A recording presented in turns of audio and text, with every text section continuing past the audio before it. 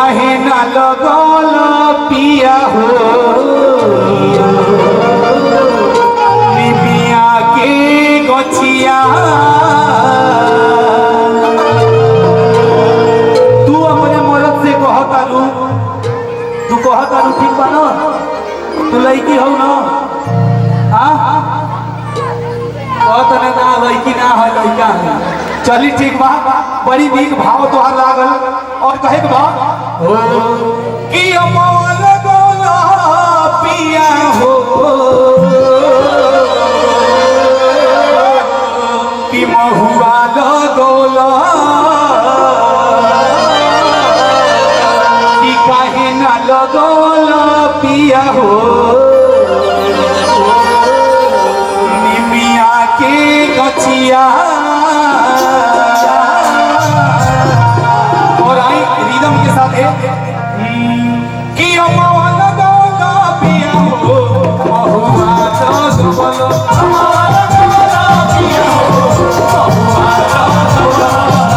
लगोला पिया हो काहे ना लगोला पिया हो निमिया के गछिया। काहे ना लगोला पिया हो निमिया के गछिया। काहे ना लगोला पिया हो निमिया के गछिया।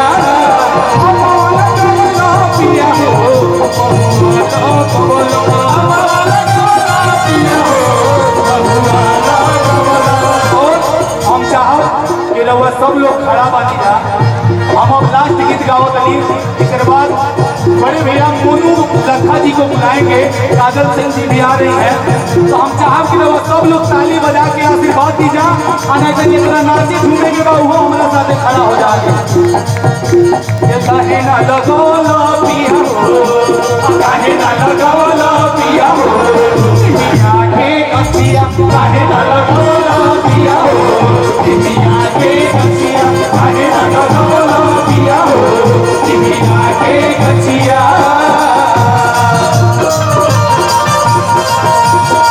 प्यारी हो के सभी के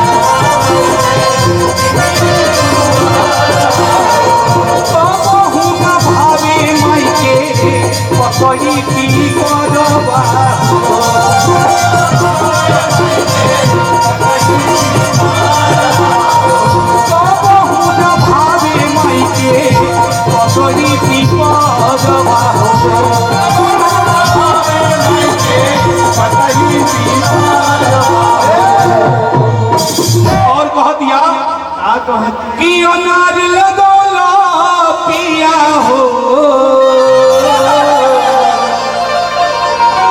कि सेव लगोला।